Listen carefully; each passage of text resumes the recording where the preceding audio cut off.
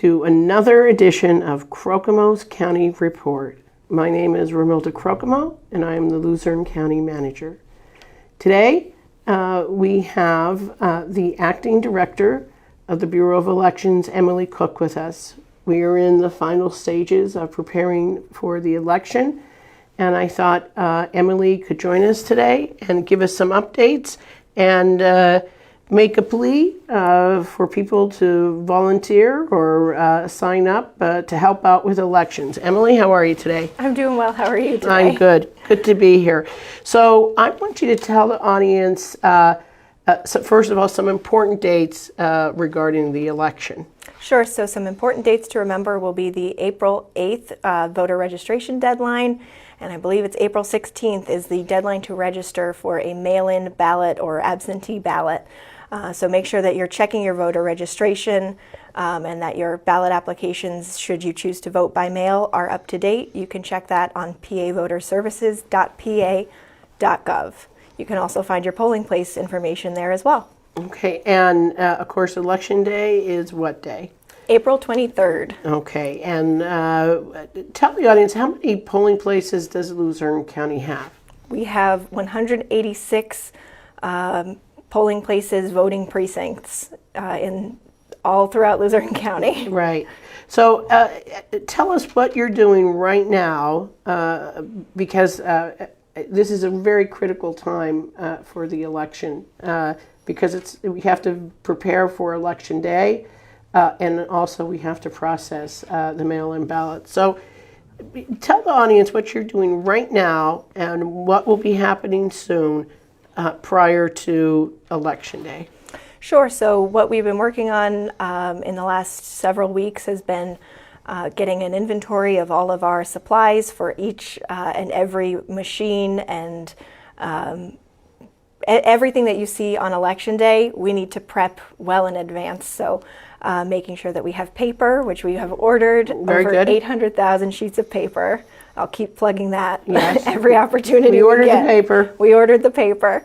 So we getting paper supplies, getting ink toner for the printers. You know, I think a lot of people don't recognize that there are a lot of consumables that are involved in creating an election and running an election. So making sure we have pens and I voted stickers for every precinct. And then we've started our ballot proofing for the upcoming election. We'll have sample ballots posted to our website for the candidates and various stakeholders to review, to make sure that it's not only our eyes on the ballots to make sure it's correct. Everything works at the best level when we have as many people involved as possible. So on LuzerneCounty.org/elections will be ballot proofs. So we proof the paper ballots and the electronic ballots. Oh yes, and the audio ballots. Any voters that need assistance with they're unable to see or something like that, we have audio headsets that will play out what's said on the ballots. So not only are we proofing the paper that you see for the mail-in ballots or absentee ballots, we proof what you see on your ballot marking device, and we proof what they hear on the headsets should you vote with assistance. Okay. Are there Spanish translations for the ballots as well? Yep, we proof everything is provided in English and Spanish for all of our county-wide ballots. Okay, and then we're in the process of, we'll be testing the electronic ballot machines. That's called logic and accuracy testing, correct? Can you explain that to the audience? Sure. So part of the process of creating an election is to test the equipment that you use. So it's called logic and accuracy testing. It's actually open to the public. It'll be at the voting machine warehouse starting on March 25th. We'll have a little presentation at 2 p.m. to go through in depth with the machines what we do to make sure that, you know, a vote for Romilda CROCAMO goes to Romilda CROCAMO, and that each vote tallies correctly. Everything works as expected. At that point, when we start logic and accuracy testing, we've proofed the ballots. The ballots are good to go. Everything is set up for the election. We're just making sure that it's basically a trial run for Election Day, that everything that's supposed to work in such a way works in exactly the way that we're expecting it to. Right. And just so everybody realizes, I am not running for anything. I don't run for my health, and I'm not running for an elected office.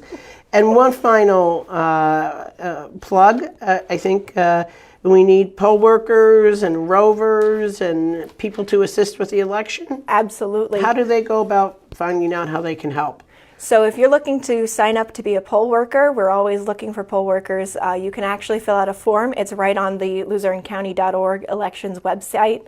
You can sign up to be a poll worker, and then we'll be posting our election day workers positions. We're looking to hire about 40 people to come in and help with processing the mail-in ballots for election day, so that we get everything wrapped up nice and early in the day. So we'll be good to go. We have almost 21,000 mail ballot applications received So far, and we're over a month out still. Okay, and you get trained. The poll workers get trained. The workers coming in will get trained, correct? Yep, correct. Okay, Yep, and the poll workers get paid, correct? Yes, they do. Yep. Okay, all right. Anything else you want to tell the audience?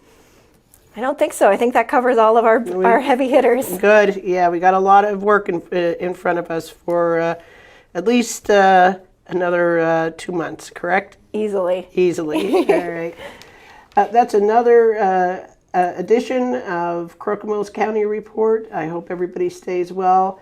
And please, election is a cornerstone of our democracy. If you have time to help us, please go to our website. There's a lot of different ways that you can help us make sure that this election is fair, open, and transparent.